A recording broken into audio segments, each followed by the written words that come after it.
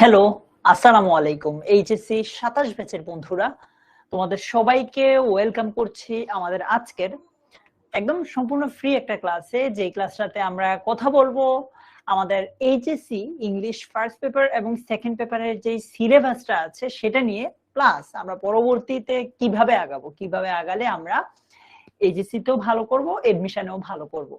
আমি দেখছি আমার সাথে অনেকেই যুক্ত হয়েছে, তাসনিম যুক্ত হয়েছে, তানিম যুক্ত হয়েছে, তারপর অরূপ যুক্ত হয়েছে, ফারজানা নেওয়াজ, এরপর উম্মে হাবিবা, সামিয়া ইসলাম, হুমায়রা সহ আরো অনেকেই আছো। তোমাদের সবাইকে ভাইয়ার এই ক্লাসটাতে ওয়েলকাম করছি। ঠিক আছে না মিজু? সর্বোচ্চ 90 মিনিট। আরাফাত, কেমন আছো সবাই? এইখানের সবাইকে আমাদের পেইড ব্যাচের স্টুডেন্ট? আমি তোমাদেরকে একটা ছোট পোল দিচ্ছি, হ্যাঁ, পোলে একটু জানাই দিও যে তুমি আমাদের পেইড ব্যাচের স্টুডেন্ট কিনা। যদি তুমি আমাদের পেইড ব্যাচের মানে অনলাইন ব্যাচের স্টুডেন্ট হও, তাহলে ইয়েস এ ভোট দিও, আর না হইলে নোতে ভোট দিও। এই ক্লাসটা একদম সবার জন্য, পেইড ফ্রি সবার জন্য উন্মুক্ত। কেমন? আমি তোমাদেরকে পোলটা এখনই দিয়ে দিচ্ছি। স্বাধীনা, ওকে। তানহা আমাদের সাথে যুক্ত হয়েছে, আরাফাত, সাইম সহ আর অনেকেই আছে। কোন অসুবিধা নেই, শান্তনা, এটা সবার জন্যই উন্মুক্ত। সবার নামই বলবো আছে দিয়ে। আছে ক্লাসে মূলত আমরা স্পেসিফিক কোনো টপিক পড়বো না, রাদার আমরা আমাদের যেই ক্লাসগুলো মানে সামনের দিনগুলো আছে ওইগুলোতে কিভাবে পড়লে অ্যাকচুয়ালি আমরা আসলে এইচএসসি না এডমিশনেও ভালো করতে পারবো সেগুলো নিয়ে কথা বলবো। মিনজু, ঠিক আছে ভাইয়া। আচ্ছা, ঠিক আছে, কোনো অসুবিধা নাই। পেইড বেচেরও যারা, তারাও আমার ভাই বোন, পেইড বেচের না যারা, তারাও আমার ভাই বোন। সবার সাথে আজকে আমাদের কথা হবে। সো একটু আমি তোমাদের কাছ থেকে জানতে চাই যে তোমাদের সবার কাছে ইংলিশ ফার্স্ট পেপার কঠিন লাগে না সেকেন্ড পেপার কঠিন লাগে? ফার্স্ট পেপার হলে আমাকে কমেন্টে জানাও 1, সেকেন্ড পেপার হলে কমেন্টে জানাও। আচ্ছা, আমি এইটাও বল দিচ্ছি, বলে আমাকে জানাইও যদি তোমাদের কাছে ফার্স্ট পেপার হয় তাহলে 1, মানে ফার্স্ট পেপার কঠিন লাগলে 1 জানায়ও, সেকেন্ড পেপার কঠিন লাগলে 2 জানায়ও ভাইয়াকে। ঠিক আছে? কোনটা বেশি কঠিন লাগে? অনেকেই আছো পেইড ব্যাচের যে ভাইয়া আমাদের তো এখন এক্সাম, অন্য একটা ক্লাস চলছে, আমরা কি করব? পেইড ব্যাচের যারা আছো তোমরা এই ক্লাসটা না করলেও হবে, মানে এগুলো তোমাদেরকে ভাইয়া অলরেডি ক্লাসে পড়াচ্ছি, পড়াবো, বা এই জিনিসগুলো তোমরা অলরেডি জানো। সো পেইড ব্যাচের যারা আছো তোমাদের এটা আসলে মানে যা এই ক্লাসটা করা ম্যান্ডেটরি না, বাধ্যতামূলক না। যারা আমাদের পেইড ব্যাচের স্টুডেন্ট না, মানে আমাদের কোর্সে যারা নাই, তাদের জন্য এই ক্লাসটা একটু জরুরি, কারণ তারা এই জিনিসগুলো হয়তো কোনো কারণে মিসও করে ফেলতে পারে। কেমন? আচ্ছা, 81%, মানে অলমোস্ট 80% বলছে যে ভাইয়া আমাদের কাছে ফার্স্ট সেকেন্ড পেপার কঠিন লাগে।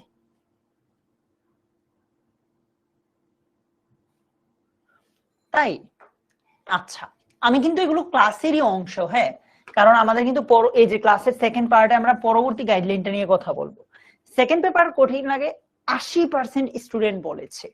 অন্তর সবাইকে একটা মানে অবাক করার বিষয় বলি, এই যে আজকের ক্লাসে মনে করো যে 100%-এর ঘর যদি এটা হয়, এতজন মানে এই কয়জন শুধু বলছে যে ফার্স্ট পেপার কঠিন লাগে, আর এই কয়জন একদম এতগুলা স্টুডেন্ট বলছে যে ভাই আমার সেকেন্ড পেপার কঠিন লাগে। সেকেন্ড পেপার, ফার্স্ট পেপার, তোমরা বিশ্বাস করো আর না করো, এইচএসসির সিলেবাসটা এমন যে তোমার এইচএসসিতে যদি পড়াশোনা করো, অ্যাকচুয়ালি পড়াশোনা করো, তাহলে ফার্স্ট ইয়ার শেষ করে সেকেন্ড ইয়ার টেস্ট পরীক্ষার আগে গিয়ে তোমার মাঝে এই রিয়েলাইজেশনটা, মানে এটা উল্টা হয়ে যাবে। মানে 80% স্টুডেন্ট বলবে ফার্স্ট পেপার কঠিন, 20% স্টুডেন্ট বলবে ফার্স্ট পেপার সহজ। হ্যাঁ, মানে ব্যাপারটা হচ্ছে এইচএসসির সিলেবাসে ইংলিশ সেকেন্ড পেপারের তুলনায় ফার্স্ট পেপার আসলেও কঠিন। কেন কঠিন এগুলো আমি তোমাকে একটু পরে বুঝিয়ে দিব। কেন চাইলেই খুব সহজেই, মানে তুমি যদি English first paper second paper দুইটা মিলিয়ে তো নম্বর দেয়। সো আফসানা এটা মেইনলি ইংলিশ এইচএসসি 27-এর জন্য ভাইয়া। আচ্ছা, পরীক্ষাতে HSC sorry English first paper আর সেকেন্ড পেপার দুইটা মিলিয়েই নাম্বার দেয়।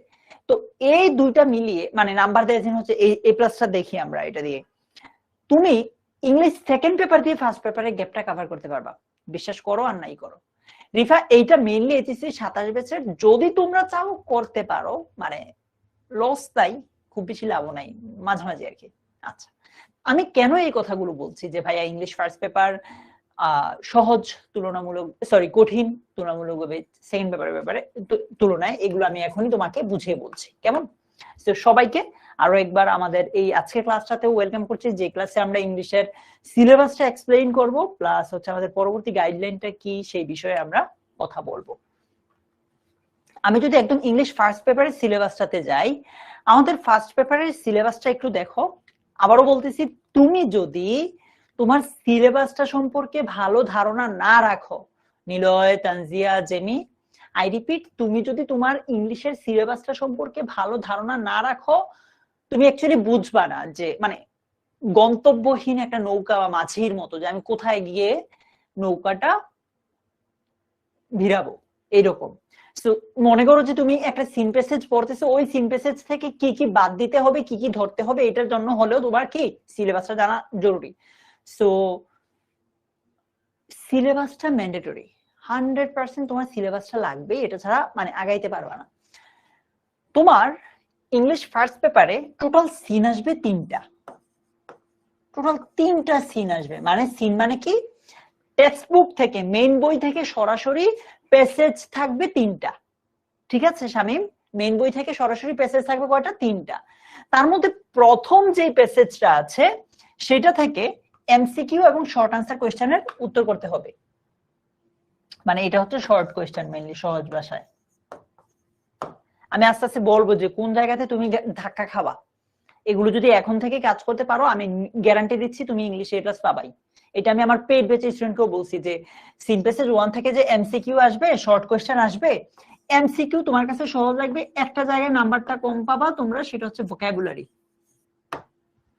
এমসিকিউ তে মনে করো যে তোমার 5টা এমসিকিউ যদি পরীক্ষায় আসে, তার মধ্যে 2টা বা 3টা নরমাল প্রশ্ন আসবে, আর বাকি 2-3টা তোমার হচ্ছে সিনোনিম অ্যান্টোনিম জানতে চাইবে। সো যে কোন, সামিয়া বলছে ভাইয়া কোন প্যাসেজ? যে কোনো প্যাসেজ হইতে পারে ভাইয়া এটা। সো পরীক্ষায় তোমার যে সিন প্যাসেজ আছে, সিন প্যাসেজ বলতে মেইন বই থেকে দেওয়া প্যাসেজ, গল্প, ওই গল্পের যে এমসিকিউ গুলো আসবে এগুলো সহজেই পারবা, জাস্ট 2টা প্রশ্নের উত্তর দিতে গেলে আটকে যাবে। সেটা হচ্ছে তোমাকে যখন বলবে যে এই শব্দটার সিনোনিম কি, এই শব্দটা দ্বারা কি বোঝায়, এটার মিনিং কি, ওই জায়গাটাতে। সো তুমি যদি আসলেও এইচএসসি তে ভালো নম্বর নিশ্চিত করতে চাও, তোমাকে অবশ্যই প্রত্যেকটা প্যাসেজের অপরিচিত যত শব্দ আছে, থ্যাংক ইউ হৃদয়, প্রত্যেকটা প্যাসেজের অপরিচিত যত শব্দ থাকবে সেগুলো ভালোভাবে শিখে ফেলতে হবে, ঠিক আছে?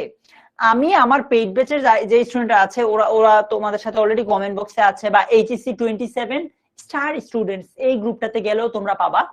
ওদেরকে আমি অলরেডি আমার প্রত্যেকটা প্যাসেজ এমন ভাবে পড়াই যে ওই প্যাসেজে যাতে মানে একটা শব্দ অপরিচিত না থাকে। আমি প্রত্যেকটা শব্দ অর্থ ব্র্যাকেটে বাংলাটাও নিয়ে আসি। আবার আমাদের যে মাস্টার বুক আছে, পিডিএফ আছে, সেগুলো তো সামিয়া এই অর্থগুলো দেওয়া আছে, সো দ্যাট তোমার এই এমসিকিউ তে নাম্বারটা না ছুটে যায়। সেকেন্ড যে ব্যাপারটা, সিন প্যাসেজ 1 থেকে মানে প্রথম প্যাসেজটা থেকে শর্ট কোয়েশ্চেন আসবে। তোমার কাছে এটা ভাবতে খুবই অবাক লাগতে পারে, শর্ট কোয়েশ্চেনের 10 নম্বরের মধ্যে তোমরা, মানে আমার বিশ্বাস তোমরা প্রচন্ড মেধাবী, প্রচন্ড ব্রিলিয়ান্ট, বাট বেশিরভাগই 4 নম্বরের বেশি পাওয়ার মতো না। মানে শর্ট কোয়েশ্চেনটা তুমি ছোটবেলায় যেভাবে পড়ে আসছো, আই মিন এসএসসি তেও যেভাবে পড়ে আসছো, বিলিভ মি ভাইয়া, আমি তোমাকে ভয় দেখাইতেছি না, আমি ভয় দেখিও লাভও নাই, আমার তো কোনো লাভ নাই, বিশ্বাস করো এসএসসি স্টাইলের না। শর্ট কোয়েশ্চেনের উত্তর করতে গেলে স্টুডেন্ট অনেক আটকে যায়, তোমার এইটাতে নাম্বার অনেক কম আসবে। এই শর্ট কোয়েশ্চেন যে টপিকটা আছে এটাতে নাম্বার অনেক কম আসবে ভাইয়া। আমি তোমাদের প্রত্যেককে রিকোয়েস্ট করব যে এখন থেকে শর্ট কোয়েশ্চেন বেশি বেশি প্র্যাকটিস করো। মনে করো তুমি ইউনিট 1 এর লেসন 4 পড়তেছো, এটার প্রথম কাজ হবে সবগুলো ভোকাবুলারি ভালোভাবে শিখা, অবশ্যই এটা থেকে শর্ট কোয়েশ্চেন প্র্যাকটিস করা। যেমনটা আমি যদি কোনো একটা লেসন পড়াই, আমি ট্রাই করি যে আমার স্টুডেন্টদেরকে আমাদের যে প্রাইভেট গ্রুপটা থাকে সেখানে হোমওয়ার্ক দেওয়ার। ঠিক আছে? আচ্ছা, সো আমি বারবার তোমাদেরকে সতর্ক করতেছি, তুমি যদি এখন থেকে ইংলিশটা খুব বেশি পড়ার দরকার নাই, তুমি জাস্ট একটা রুটিন করো যে তোমার টোটাল লেসন কয়টা আছে, ইংলিশ সেকেন্ড পেপারে টোটাল টপিক কয়টা আছে। আমার কথা হচ্ছে শেষ মুহূর্তে গিয়ে প্রেশার নিব না, ইংলিশটা শেষ মুহূর্তে পড়ার সাবজেক্ট না ভাইয়া। এইচএসসি 25-এ তোমরা রুটিনটা দেখে, সরি রেজাল্ট দেখেছো যে এইখানে ইংলিশে সবচেয়ে বেশি ফেল করছে, কমন সাবজেক্টের মধ্যে সবচেয়ে বেশি ফেল করছে ইংলিশে। কারণ কি? কারণ অন্যতম কারণ হচ্ছে স্টুডেন্টরা সাজেশন নির্ভর হয়ে যায়। এই যে অনেকে অলরেডি কমেন্টে সাজেশনের কথা বলতেছে, স্টুডেন্টরা সাজেশন নির্ভর হয়। ভাই সাজেশন যখন দেওয়ার দিব, তুমি যদি সাজেশন দিয়ে এখনই পড়া শুরু করো, তাহলে যে ইস্যুটা হবে, কোনো কারণে যদি সাজেশনের বাইরে আসে প্রশ্ন, তখন তো এটা উত্তর করতে পারবে না। রাদার এখন যেহেতু সময় আছে, আমরা এখন পারভেজ একটু বেশি করে পড়ি, তারপর আস্তে আস্তে সাজেশন নির্ভর হব। ঠিক আছে? তো তোমাদের প্রত্যেকের কাছে রিকোয়েস্ট, তোমরা প্লিজ শর্ট কোয়েশ্চেনটাতে ভালোভাবে ফোকাস করো। তারপর এইগুলো প্রথম প্যাসেজটা, দ্বিতীয় প্যাসেজটা থেকে, আচ্ছা শর্ট কোয়েশ্চেনের জন্য 2 নাম্বার করে 10 নাম্বার, দ্বিতীয় প্যাসেজটা থেকে ফ্লো চার্ট বা ইনফরমেশন ট্রান্সফারের উত্তর করতে হবে, এটার জন্য 10 নাম্বার। বিশ্বাস করো না করো, স্টুডেন্টরা ফ্লো চার্টকে অনেক ভয় পায়, ফ্লো চার্টকে অনেক ভয় পায় যে ভাই এটা কি, কিভাবে লেখে, ইত্যাদি ইত্যাদি।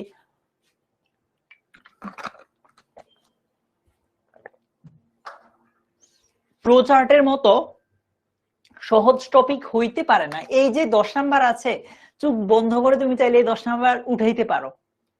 ট্রাস্ট মি, আমি গত মাসে একটা ফ্রি এরকম ক্লাস নিয়েছিলাম যেখানে আমি ফ্লো চার্টটা পড়িয়েছি। আমি জানি না আজকের ক্লাসের কেউ সেখানে আছো কিনা। সো ফ্লো চার্টটা তোমার কাছে, ইনফরমেশন ট্রান্সফার তো একদম পানি ভাত, একদম সহজ, হুবহু টেক্সট বই মানে প্যাসেজ থেকে সুন্দর করে দিতে পারবা। বাট ফ্লো চার্টের কথা যেটা বলি, এটা স্টুডেন্টরা ভয় পায়। বিশ্বাস করো, আমার বিশ্বাস যে গত মাসের ক্লাসটা আমার করেছিলাম ফ্রি ক্লাসটা, আমি ওই একটা ক্লাসে আমার মনে হয় তোমাকে ফ্লো চার্ট 10 নাম্বার নিশ্চিত করতে পারছি। যদি তুমি জাস্ট প্র্যাকটিস করো তাহলেই হবে। ঠিক আছে? টাইম ক্লাসটা করেছিলে। সো ফ্লো চার্ট এই যে টপিকটা আছে, এটা থেকে চাইলেই তুমি ইজিলি 10 নম্বর উঠাইতে পারো। সো আমি বলবো না এটা ভয় পাওয়ার মতো একটা টপিক। আচ্ছা অনেকেই আছে, লিমা আছে, মাহিম আছে, শুভ আছে, ইসরাচো, আর অনেকে আছে। ইয়েস ফাতেমা, ফ্লো চার্ট অনেক সহজ। সো এটার দায়িত্ব আমার যারা পেড বেচে স্টুডেন্ট এখানে আছো তাদেরকে এখানেও বলতেছি, ক্লাসেও বলি, ফ্লো চার্ট নিয়ে ভয় পায় না। এটা কিভাবে 10 নাম্বার নিশ্চিত করানো যায়, এটা আমার দায়িত্ব। দেখো আমি তোমাকে শর্ট কোয়েশ্চেনটা বলছি যে এটাতে ভয় পাওয়ার মতো একটা টপিক, অ্যাকচুয়ালি এটাতে ভয় পাওয়ার মতো টপিক মানে হচ্ছে এটাতে এখন থেকেই সিরিয়াসলি পড়তে হবে। কিন্তু ফ্লো চার্ট এটা ভয় পাওয়ার মতো টপিক না, এটা তুমি ভাইয়ের সাথে জাস্ট প্যাসেজটা ভালো করে বুঝলেই হবে, ইজিলি করতে পারবা। ঠিক আছে? সো আফরিন, ফ্লো চার্ট বা ইনফরমেশন ট্রান্সফার একদমই ভয় পাওয়ার দরকার নাই। আমি তোমাদেরকে এটার 10 নাম্বার নিশ্চিত করে দিব, এটার দায়িত্ব আমার। জাস্ট প্যাসেজটা বুঝতে হবে। সো সেকেন্ড সিন প্যাসেজ থেকে ফ্লো চার্ট বা ইনফরমেশন ট্রান্সফারের উত্তর দিতে হবে। এবার আসি 3 নাম্বার সিন প্যাসেজটাতে, সামারি রাইটিং। এইটাতে স্টুডেন্টরা প্যারা খায়, সত্যি কথা। তোমাকে স্কুলে থাকতে শিখাইছে যে একটা প্যাসেজের প্রথম লাইনটা দাও, মাঝ থেকে 2টা লাইন দাও, শেষ থেকে 2টা লাইন দাও, শেষ সামারি। না, এইচএসসি তে সব চলে না ভাই। সামারিটাতে অ্যাকচুয়ালি তুমি একটা প্যাসেজ বুঝে ওই প্যাসেজের সামারিটা লিখতে হবে, ওই প্যাসেজের সামারিটা অ্যাকচুয়ালি বুঝে তোমাকে লিখতে হবে। ঠিক আছে? উমেতে হেল্প করবো, সমস্যা নাই। সো এই সামারি রাইটিং যে টপিকটা আছে, এই টপিকটার কথা আমি আবারও বলতেছি, এই টপিকটা তোমার ওই যে শর্ট কোয়েশ্চেনের মতো। এবার আসো, আমি কোন কোন টপিকটাকে একটু কঠিন বললাম, এইটা আর এইটা কেন, এবার দেখো এই দুইটার মধ্যে একটা কমন প্যাটার্ন আছে, এই দুইটার মধ্যে একটা কমন প্যাটার্ন আছে। প্যাটার্নটা কোথায় হুমায়রা? শর্ট কোয়েশ্চেনে কি আসে, তোমাকে একটা প্রশ্ন দেয়, প্রশ্নের ইনফরমেশনটা বা তথ্যটা শিহাব তুমি কোত্থেকে বের পাবা, প্যাসেজে গেলে পাবা। ফর এক্সাম্পল শিহাব, আমরা জুলাই আপরাইজিং ইউনিট লেসনটা এখন পড়তেছি আমাদের পেইড ব্যাচে। তো ওইখানে বললো যে তুমি মনসুন রেভলিউশন বলতে কি বুঝো, দেখো ভালো করে বুঝো। বা বাংলাদেশ 2.0 এই কথাটা আমাদের ইউনিট 4 এর লেসন 1 এ আছে, খুব ভালো করে শোনো। বাংলাদেশ 2.0 মুস্তাফিজুর এটা পাওয়া যাবে না। বাংলাদেশ 2.0 এই কথাটা আমাদের ইউনিট 4 এর লেসন 1 এ আছে।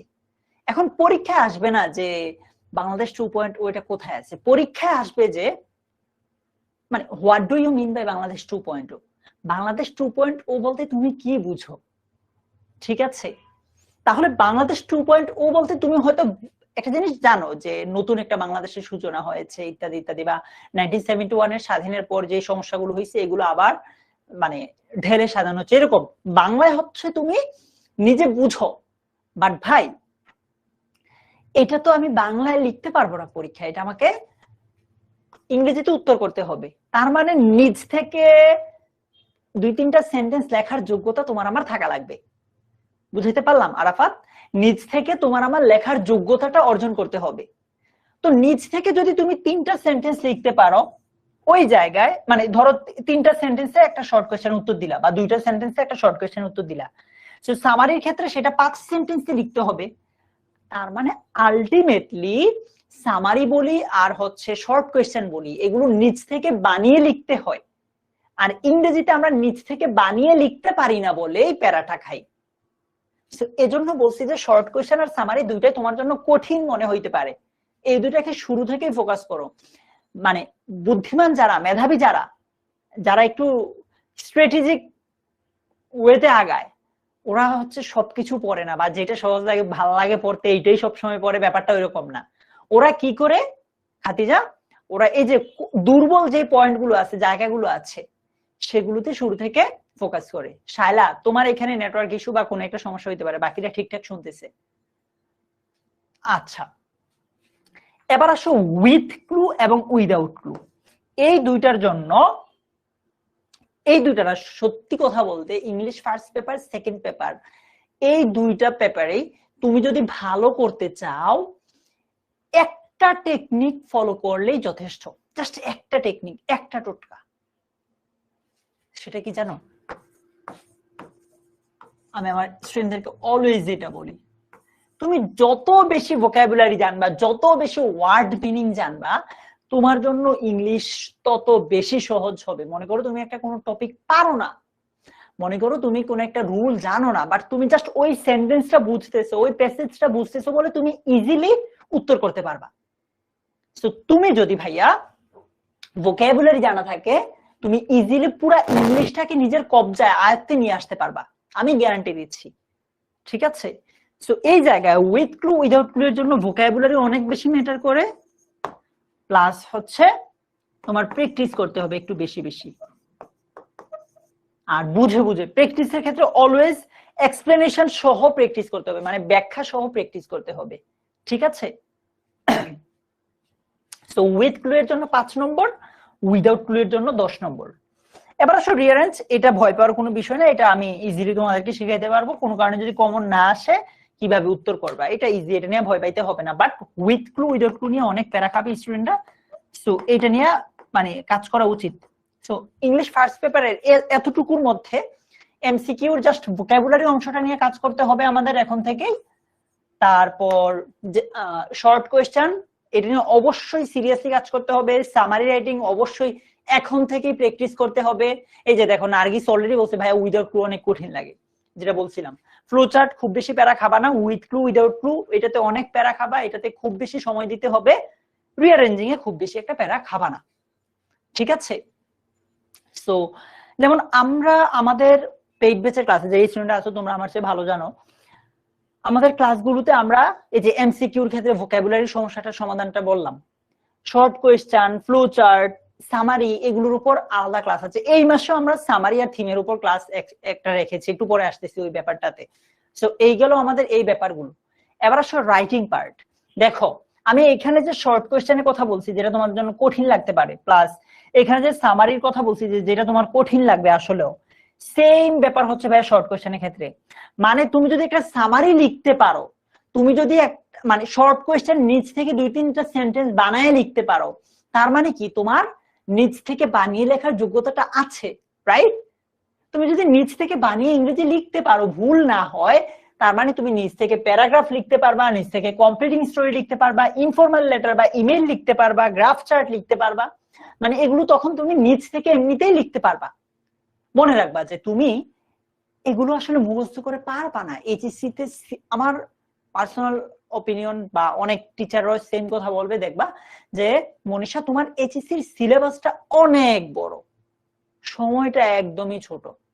তো এই অল্প সময়ে তোমার গ্রুপ সাবজেক্ট আছে, তোমার অন্যান্য অনেক মানে পড়াশোনা আছে, এগুলোর মাঝে এত এত জিনিস মুখস্থ করা অনেক tough. So in that case তোমাকে এই যে তুমি যদি নিজ থেকে বানিয়ে এগুলো লিখতে পারো, ওই যে এর আগের যে সামারির কথা বলেছি বা শর্ট কোয়েশ্চেনের কথা বলেছি, সেগুলো এমনিতেই পারবা। ঠিক আছে? যেমন আমি এইচএসসি 26 ব্যাচকে প্রমিস করেছিলাম যে ভাইয়া আমি তোমাদেরকে মানে এগুলো নিজ থেকে বানায় লেখা শিখাবো। 26 ব্যাচকে আমি এই প্রমিসটা করেছি। ঠিক আছে? এগুলো ওদেরকে আমি শুরু করব এই যে নভেম্বরে শুরু করার কথা, এটা আমরা নভেম্বরে শুরু করব। সো সেম প্রমিসটা আমি 27 ব্যাচকে করেছি যে তোমরা এই মুখস্থের যে অংশটা আছে এটা নিজ থেকে বানায় লিখতে পারবা, শিখতে হবে না। এটা লিখতে পারা মানে শর্ট কোয়েশ্চেন নিজ থেকে লিখতে পারবা, সামারি নিজ থেকে লিখতে পারবা। সো এটা নিয়ে প্যারা খায়ও না, আমি অলরেডি এই প্রমিসটা করেছি 26 ব্যাচে। সেম প্রমিস 27 ব্যাচে আমি বলতেছি, সবাইকে না, মানে চাইলেও তো আমি সবাইকে ওই ক্লাসগুলো দিতে পারবো না। যারা আমাদের পেইড ব্যাচের স্টুডেন্ট আছে বা কোর্সের স্টুডেন্ট আছে তাদেরকে আমরা এই জিনিসগুলো অফার করবো ইনশাআল্লাহ। সো এই গেল রাইটিং পার্ট। প্যারাগ্রাফের জন্য 10 নাম্বার, কমপ্লিটিং স্টোরির জন্য 7 নাম্বার। স্টুডেন্টরা কমপ্লিটিং স্টোরিতে অনেক প্যারা খায়, কেননা রিসেন্ট টাইমে কমপ্লিটিং স্টোরি গুলো ক্রিয়েটিভ আসতেছে। নরমালি কমপ্লিটিং স্টোরি আসতো ট্রেডিশনাল, অর্থাৎ ছোটবেলা থেকে আমরা যেই গল্পগুলো পড়ে এসেছি সেগুলো থেকে আসতো নরমালি। এইচএসসির প্রশ্নের প্যাটার্ন আস্তে আস্তে অনেক বেশি অ্যাডভান্সড হইতেছে, এখন ক্রিয়েটিভ প্রশ্ন আসে, মানে নিজ থেকে একটা গল্প দিবে, মানে ওনারা একটা গল্প দিবে, এই গল্পটা তুমি নিজ থেকে বানায় শেষ করবা। মনে করো জাস্ট আমি একটা গল্প দিলাম যে আজ নওশিন কলেজে যাওয়ার সময় এক ব্যাগ টাকা কুড়িয়ে পেল, এতটুকু দিলাম। পরেরটুকু তোমাকে সুন্দর করে নিজ থেকে বানিয়ে লিখতে হবে। ঠিক আছে মেহেদি? দিব ইনশাল্লাহ। তো এখন কমপ্লিটিং স্টোরি আসে ক্রিয়েটিভ। তো আলটিমেটলি নিজ থেকে বানিয়ে লেখার বিকল্প নাই। আই রিপিট, নিজ থেকে বানিয়ে লেখার বিকল্প নাই। আচ্ছা, ইনফর্মাল লেটার, ইমেল পারবা ইনশাআল্লাহ। গ্রাফ চার্ট অনেক সহজ। গ্রাফ চার্টের ক্ষেত্রে একটা গ্রাফ বা একটা চার্ট শিখলে, মানে একটা গ্রাফ চার্ট শিখলে লাইফে আর কোন গ্রাফ চার্ট শিখতে হবে না। মানে এমন না যে ওই যে আমরা একটা অ্যাপ্লিকেশন দিয়ে সব অ্যাপ্লিকেশন, ব্যাপারটা এমন না। মানে একটা গ্রাফ যদি তুমি স্ট্রাকচারটা বুঝে বুঝে শিখতে পারো, লাইফে কোনোদিন গ্রাফ চার্ট শিখতে পারবা, শিখা লাগবে না। তুমি মিনিমাম 8-9 নাম্বার পাবা, 10-এ মিনিমাম 8 থেকে 9 নম্বর পাবা। ঠিক আছে? আচ্ছা অরূপ, সো গ্রাফ চার্টটা নিয়ে প্যারা নাই। প্যারাটা তোমরা যেটা খাবা সেটা হচ্ছে এই টপিকটা, এটাকে সহজ ভাষায় বলা হয় থিম রাইটিং। এইটার সাথে স্টুডেন্টরা একদমই পরিচিত না, কারণ তুমি আমি আমরা ছোটবেলা থেকে সামারি নামটা শুনে আসছি। সামারি কি আমরা দেখে এসেছি, তাই না? আমরা সামারির ব্যাপারে কথা শুনে আসছি, কিন্তু এই যে থিম রাইটিং, থিম ব্যাপারটা কি, এটার সাথে আমরা পরিচিত না, যার কারণে স্টুডেন্টরা এই থিমে বেশি প্যারা খায়, থিমে নাম্বারটা কম পায়, অথচ থিমে 8 নম্বর, এটা কিন্তু কম না। ঠিক আছে? সো থিমের উপর আমরা বেসিক ক্লাস নিয়েছিলাম আমাদের অনলাইন ব্যাচে, জাস্ট বেসিক একটা থিম জিনিসটা কি ইত্যাদি ইত্যাদি। স্টুডেন্ট বলছে ভাই আমাদের আরো অ্যাডভান্স ক্লাস লাগবে। সো এই মাসে আমরা থিম রাইটিং এর উপর আরো একটা ক্লাস দিয়েছি। ঠিক আছে? আমাদের পেইড ব্যাচটাতে। আর যারা আছো এখানে ফ্রি, মানে আমাদের পেইড ব্যাচের স্টুডেন্ট না, তোমাদের উদ্দেশ্যে বলি ভাইয়া, এই থিম রাইটিংটাতে তোমরা অনেক প্যারা খাবা। সো আগে থেকে প্রিপারেশন নাও। তোমার কাছে মনে হইতে পারে ভাইয়া যে আমি কিভাবে প্রিপারেশন নিব বা এগুলো আসলে দরকার আছে কিনা, আপনি কি এগুলো শুধু পেইড ব্যাচের স্টুডেন্টের কথা বলতেছেন? আমি কিন্তু পেইড ব্যাচের কথা বলতেছি না ভাইয়া, মানে কোর্সের কথা বলতেছি না, আমি ইন জেনারেল বলতেছি যে তুমি এখন থেকেই এগুলোতে বেশি ফোকাস করো, তোমার এই জায়গায় আটকাইতে পারো। কেন, কিভাবে বলতেছি? বিগত বছরগুলোতে পড়ানোর সময় স্টুডেন্টদেরকে লাস্ট মোমেন্টে এসে যেই টপিকগুলো নিয়ে কান্নাকাটি করতে দেখছি, বা এখানে অনেকেই 26 ব্যাচের তোমাদের বড় ভাইয়া পুরা আছে, ওনাদেরকে জিজ্ঞেস করতে পারো। Thank you Mustafiz. ওনাদেরকে ভাইয়া জিজ্ঞেস করতে পারো যে আপু বা ভাইয়া দুর্জয় ভাই যে কথাগুলো বলতেছে এগুলো অ্যাকচুয়ালি কি সঠিক না ভুল, বা তোমার পরিচিত কেউ না কেউ তো তোমাদের ইমিডিয়েট সিনিয়র ভাইয়া আছে কলেজের সেকেন্ড ইয়ারে পড়ে, ওনাদেরকে জিজ্ঞেস করো, ওনারাই তোমাকে বলবে যে আমি যে টপিকগুলো কঠিন বলতেছি যেগুলোতে তুমি আটকাতে পারো অ্যাকচুয়ালি এগুলো কঠিন কিনা। আই রিপিট, আমার তোমাকে ভয় দেখানোর উদ্দেশ্য না, নর্মালি তো আমরা মোটিভেশন দেই। এই ক্লাসটা খুবই সিরিয়াস, এই জন্য আমি মানে নাম্বার ওয়ান, তোমরা সিরিয়াস স্টুডেন্ট, সিরিয়াস না হলে তুমি এই ক্লাসটাতে আসতা না। সিরিয়াস না হলে আজকে ক্লাসের টাইটেলটা কি ছিল, যে আমরা সিলেবাসটা বুঝবো এবং পরবর্তীতে কিভাবে আগাবো সেটা নিয়ে কথা বলছি। নাহিদ, সো আচ্ছা হ্যাঁ নাহিদ আমার অনেক আগের স্টুডেন্ট, তো নাহিদও বলতে পারবে ভালো। আচ্ছা, তো আমার এই ক্লাসটা সিরিয়াস একটা ক্লাস, বা এই ক্লাসে আমরা সিরিয়াস কথাবার্তা বলবো, তোমরা সিরিয়াস স্টুডেন্ট বলেই এই ক্লাসে এসেছো, ঠিক আছে? তোমরা সিরিয়াস স্টুডেন্ট বলেই এই ক্লাসটাতে এসেছো। So thank you so much, তোমরা আসছো। সো আমি যেই কথাগুলো বলতেছি ভাইয়া এগুলো মানে একদম সবার জন্য বলতেছি, সবার জন্য বলতেছি, কেমন? সো থিম রাইটিংটা নিয়ে তোমরা প্যারা খাইতে পারো, ওকে? সো আমি যদি একটু মানে বলি যে ওভারঅল তোমার ফ্রি হ্যান্ড রাইটিংটা ভালো করা দরকার। ফ্রি হ্যান্ড রাইটিং মানে নিজ থেকে বানিয়ে লিখতে পারা, এইটা যদি তুমি ভালো করতে না পারো রাইটিং পার্টেও, আচ্ছা তোমরা আমাকে একটা মিনিট টাইম দাও।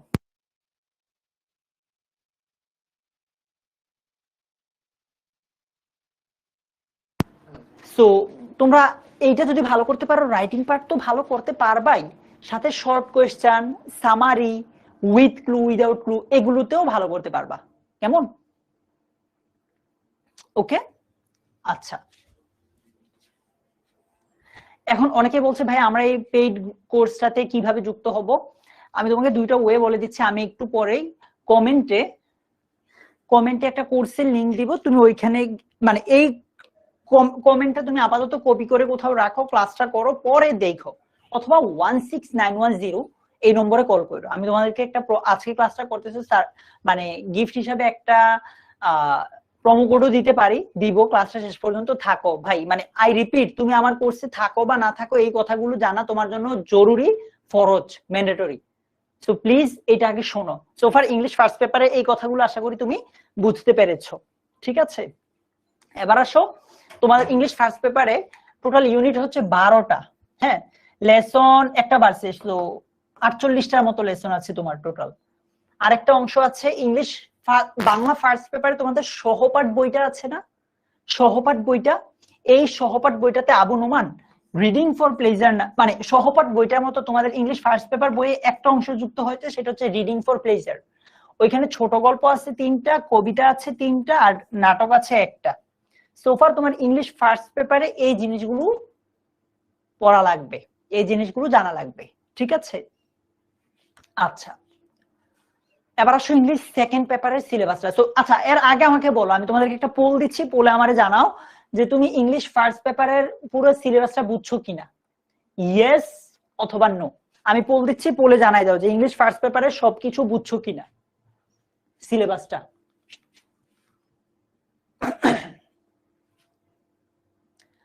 বলতো, আমি কি তোমাকে ইংলিশ ফার্স্ট পেপার সিলেবাসটা বুঝাইতে পারলাম? মৌমিতা, রিয়াদ, অরূপ বলছে ভাইয়া লেসন সব লাগবে কিনা, খুবই ভালো একটা কোয়েশ্চেন অরূপ। আমরা আমাদের কোর্সটাতে সবগুলো লেসন অবশ্যই পড়বো, বাট সাথে দাগাই দিব যে এই লেসনটাতে বেশি ফোকাস করো, এটাতে ফোকাস না করলেও হবে, এইভাবে।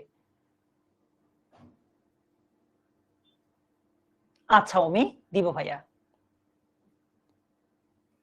Thank you so much. Umme Taiba বলছে ভাইয়া লাস্ট রেটটা বুঝি নাই, মানে হচ্ছে ভাইয়া তুমি থিম ব্যাপারটা বুঝো নাই, রাইট? এটার উপর আলাদা একটা ক্লাস নিব আমরা, আমাদের এইটার উপর ক্লাস হবে এমনি পেইড বেচে এই মাসে বোধহয়, মানে এই চ্যাপ্টারের শেষে একটা ক্লাস হবে। আর আমি ট্রাই করব যদি সম্ভব হয় ফ্রি কোনো ক্লাস দেওয়া যায় কিনা, আমি এটা চেষ্টা করব, শিওর মানে নিশ্চয়তা দিচ্ছি না। থিম রাইটিং এটা একটা টপিক, এটার উপর 8 নম্বরের মানে মানে প্রশ্ন আসে আর কি। রিয়াদ, এটা আমাদের কোর্সে পড়াবো, ইনশাআল্লাহ শিখাবো, ওকে? সো ইংলিশ ফার্স্ট পেপারের যে সিলেবাসটা আছে এইটা বুঝলে ইংলিশ সেকেন্ড পেপারের সিলেবাসটাতে যাই। চলো সেকেন্ড পেপারের সিলেবাসে যাওয়ার আগে তোমাকে আমি আবারও মনে করিয়ে দেই লাইফে একটা হ্যাক ফলো করলে ইংলিশ তোমার কাছ থেকে একদম দুধ ভাত, একটা হ্যাক জাস্ট,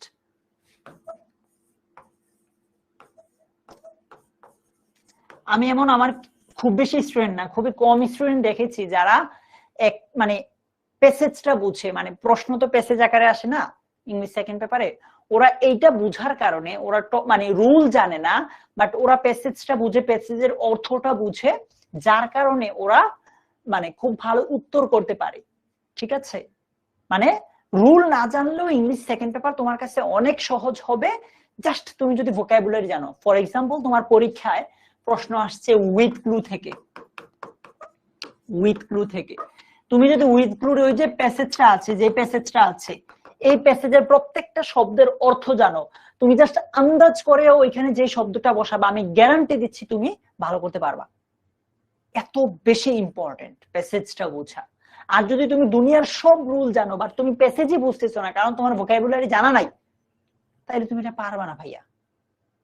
আর শিখা এইচএসসি তে এসে ইংলিশ ফার্স্ট পেপারের তুলনায় সেকেন্ড পেপার অনেক বেশি সহজ। অমি বলছে ভাইয়া ভোকাবুলারি কিভাবে ভালো করা যায়? থ্যাঙ্কস অমি, সবার পক্ষ থেকে তুমি খুব ভালো একটা কোয়েশ্চেন করছো ভাই। ভোকাবুলারি আমরা দুই জায়গা থেকে শিখবো। কয় জায়গা? দুই জায়গা। Number 1, text book. Text book কেন বলতেছি? আমার টেক্সট বুক বলতে আমাদের ইংলিশ ফার্স্ট পেপার বইটার কথা বলতেছি। আমাদের ইংলিশ ফার্স্ট পেপার বইয়ের যতগুলো প্যাসেজ আছে, ওই প্যাসেজটা পড়তে গিয়ে যত অপরিচিত শব্দ আছে এগুলো শেখা তোমাদের সবার জন্য ম্যান্ডেটরি, বাধ্যতামূলক। কেন? এটাতে তোমার দুইটা লাভ হবে। নাম্বার 1, তোমার ইংলিশ ফার্স্ট পেপারের প্যাসেজের অর্থ জানা মানে কি ইংলিশ ফার্স্ট পেপার নিয়ে আর কোনো ঝামেলা নাই। নাম্বার 2, ওভারঅল ইংলিশে, এবার এটা বোথ ইংলিশ ফার্স্ট এবং সেকেন্ড, ওভারঅল ইংলিশের জন্য তোমার এই জিনিসটা হেল্প করবে, তাই না?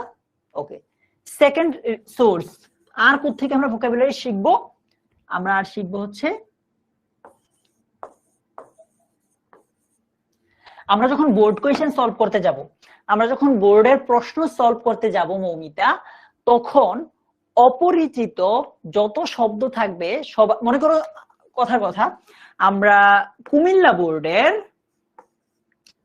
বোর্ডের বা চট্টগ্রাম বোর্ডের 25 সালের প্রশ্নটা সলভ করতে যাচ্ছি, তুমি ধরেই উত্তর করার চেষ্টা করবা না।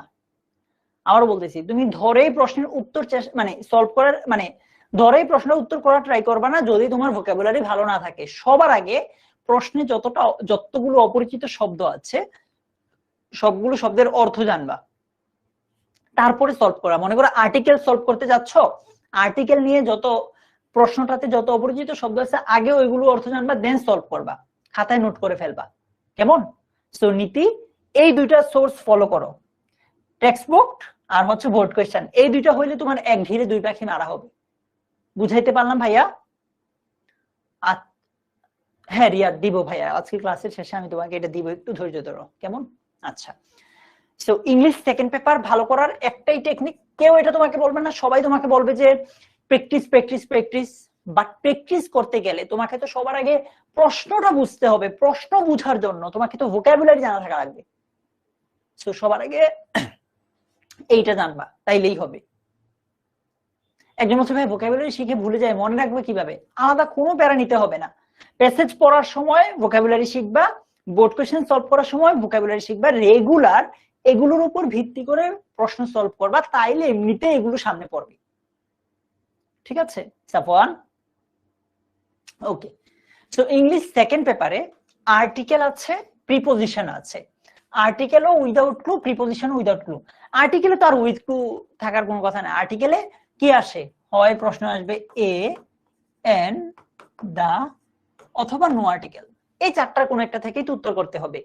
প্রিপোজিশন, আর্টিকেলে তোমার 10টা শূন্যস্থান থাকবে, তো 8টা আরামসে হয়ে যাবে, 2টাতে প্যারা খাবা। এই 2টা প্রশ্ন সলভ করতে গেলে ইজিলি শিখে ফেলবা। আর্টিকেল একদমই টেনশন করতে হবে না, বাট মাঝে মাঝে প্র্যাকটিস করতে হবে। আমাদের টেনশনের যে বিষয়টা হবে সেটা হচ্ছে প্রিপোজিশন। আই রিপিট, প্রিপোজিশন তোমার এইচএসসির এমন একটা টপিক, হ্যাঁ দিব আমি, প্রিপোজিশন এইচএসসির এমন একটা টপিক যেই টপিকটাতে তোমরা অনেক বেশি প্যারা খাবা। ভয় দেখাচ্ছি না, যেটা সত্যি এটা বলতেছি। তোমার বড় ভাই আপুদের জিগাও, এইচএসসি 26, 25, 23, 24 যা আছে ওনাদেরকে জিজ্ঞেস করো যে ভাইয়া প্রিপোজিশন কি আসলেও কঠিন কিনা। মানে কঠিন না, বাট তুমি স্টুডেন্ট পড়ে না, এটা কঠিন মানে কঠিন মনে করে। প্রিপোজিশনের ক্ষেত্রে তোমার অ্যাপ্রোপ্রিয়েট প্রিপোজিশন আসে পরীক্ষায়, নরমাল রুলের পাশাপাশি অ্যাপ্রোপ্রিয়েট প্রিপোজিশন আসে, এগুলো মুখস্থ করা লাগে, এগুলো মুখস্থ করা লাগে, মুখস্থ করলেই হয়, ঠিক আছে। তো এগুলো মুখস্থ করে বেসিক রুলগুলো জানলেই হবে, আর কিছু লাগবে না। বাট প্রিপোজিশন স্টুডেন্টরা অনেক বেশি মানে ভয় পায়, সো এইটা শুরু থেকেই ফোকাস করো এই টপিকটাকে। স্পেশাল ইউজেস, এটা এত সহজ একটা টপিক, এত সহজ একটা টপিক, এটাতে ইজিলি পারবা, ইজিলি পারবা তানজিদা, সো এটা নিয়ে ভয় পাওয়ার কিছু নাই। কমপ্লিটিং সেন্টেন্স, এইটা তো স্টুডেন্টরা প্যারা খায়, অনেকে খায় অনেকে খায় না। ওই যে ফ্রি হ্যান্ড রাইটিং পারলে কমপ্লিটিং সেন্টেন্স এমনিতেই পারবা, একটা আরেকটার সাথে কানেক্টেড। ফ্রি হ্যান্ড রাইটিং পারলে ইভা কমপ্লিটিং সেন্টেন্স পারা যাবে। Right form of verb, right form of verb অনেক সহজ, বাট স্টুডেন্টরা এটাকে অনেক কঠিন মনে করে, জাস্ট একটাই কারণ, বুঝে প্র্যাকটিস না করার কারণে। বুঝে বুঝে প্র্যাকটিস না করার কারণে রাইট ফর্ম অফ ভার্ব বা সাবজেক্ট ভার্ব এগ্রিমেন্ট, এই যে টপিকটা আছে ভাই, এই টপিকটাতে স্টুডেন্টরা প্যারা খায়। তো এটাতেও তুমি শুরু থেকে গুরুত্ব দাও। আমি বললাম তো ভাই দিব চেঞ্জিং সেন্টেন্স, এইখানে ভয়েস নিয়ে স্টুডেন্টরা প্যারা খায় না, সেন্টেন্স টাইপটা নিয়ে প্যারা খায়, ডিগ্রিটা নিয়ে প্যারা খায় না। সেন্টেন্স টাইপ বলতে কোনটা? চেঞ্জিং সেন্টেন্স পুরাটা কঠিন না ভাইয়া, কঠিন হচ্ছে স্টুডেন্টদের কাছে সিম্পল, কমপ্লেক্স আর কম্পাউন্ড। সো শুরু থেকেই এই টপিকটাকে, চেঞ্জিং সেন্টেন্সের সিম্পল, কমপ্লেক্স, কম্পাউন্ডকে বেশি গুরুত্ব দাও। বাকিগুলো যদি কারো কাছে কঠিন লাগে সেগুলোকে গুরুত্ব দিও, বাট এইটাতে মাস্ট দিবা, কারণ স্টুডেন্ট এইটাতে অনেক বেশি প্যারা খায়, ঠিক আছে। ইয়েস রিয়াদ। এবার আসো পরের পেজটাতে, নেরেশন একদমই সহজ, বিশ্বাস করো। তোমরা অনেকে আমাকে 26 বছর আমার কয়েকজন স্টুডেন্ট বলছে যে ভাইয়া নেরেশন কঠিন লাগে, এটাতে আমি মানি না। মানে নেরেশন তারাই বলে কঠিন লাগে যাদেরকে আসলে বোঝানো হয় নাই, এখানে তার দোষ না, যে কঠিন লাগে বলতেছে তার দোষ না অ্যাকচুয়ালি, ঠিক আছে। আচ্ছা, সো নেরেশন এইটা অনেকের কাছে কঠিন লাগে, বাট এটা একদমই সহজ, তোমারে বুঝাইলে তুমি ইজিলি পারবা। প্রোনাউন রেফারেন্স এটাও সহজ, এটা নিয়ে প্যারা খাইতে হবে না, বাট অনেকের কাছে কঠিন লাগে প্র্যাকটিসের অভাবে।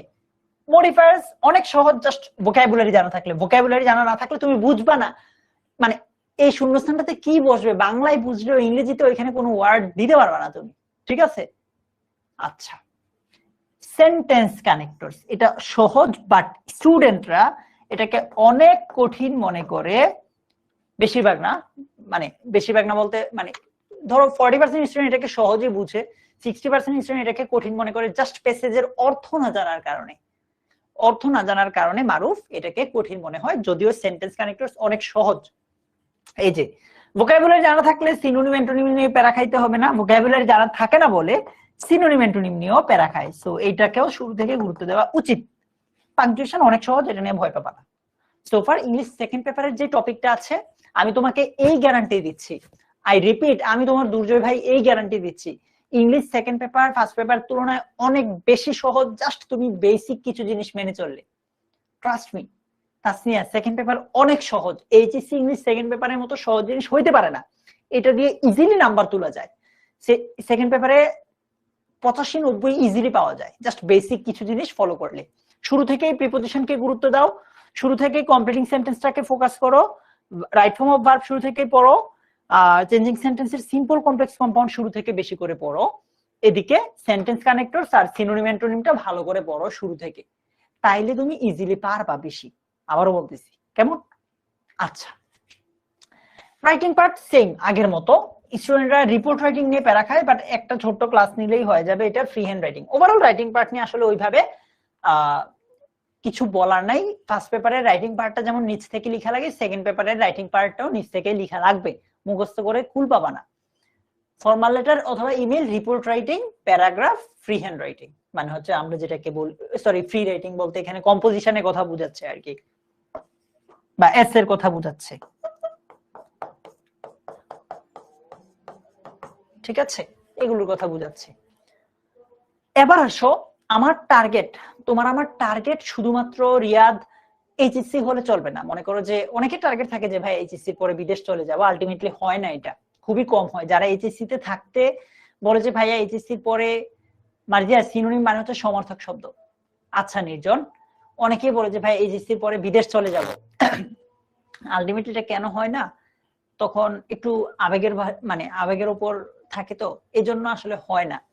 বিদেশ যাও ঠিক আছে, যদি অ্যাকচুয়ালি যাও তোমার প্রিপারেশন ডিফারেন্ট হবে, বাট বেশিরভাগের ক্ষেত্রেই নরমালি হয় বুয়েট, নয় মেডিকেল, আর না হয় ঢাকা ইউনিভার্সিটি বা অন্য পাবলিক ইউনিভার্সিটি সেন্ট্রিক হয়। এন্ড এটা হওয়া উচিত, মানে এইচএসসি থেকেই একটু একটু করে প্রিপারেশন নেওয়া উচিত, ঠিক আছে? সো আমি এতক্ষণ পর্যন্ত যে টপিকগুলোর কথা বললাম, বিশ্ববিদ্যালয়ের ভর্তি পরীক্ষায়, মেডিকেল এর ভর্তি পরীক্ষায় এগুলো থেকে প্রশ্ন আসে, বাট এগুলোর বাহিরে এই যে কিছু টপিক আছে এগুলো থেকে প্রশ্ন আসে। এগুলো মানে এইচএসসি তে পড়া ম্যান্ডেটরি না, জাস্ট তোমাদেরকে জানানোর জন্য বললাম,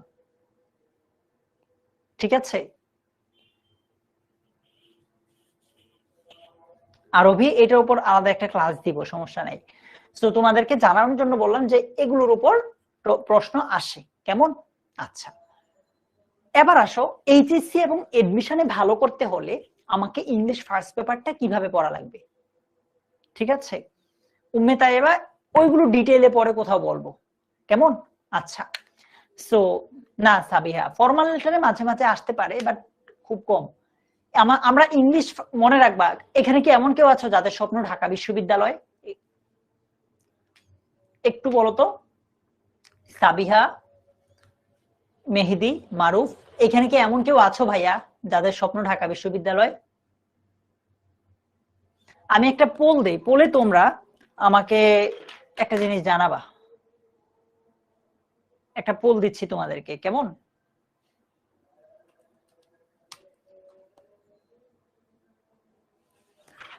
পোলে 4টা অপশন পাবা, আমি একটু দেখতে চাই আর কি কার কি স্বপ্ন। Number A Dhaka university, number B medical, number C BUET, number D অন্যান্য, ঠিক আছে, আদার্স। আমাকে পোলে জানায়ও যে কোনটা তোমার স্বপ্ন।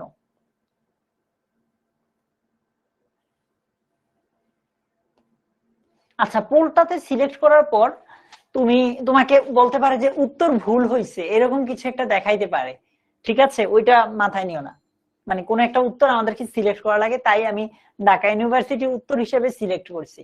এখন আমাকে তুমি জানাও।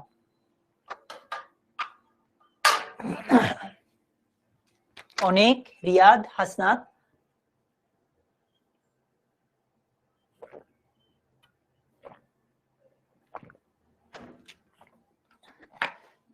মিথিলা,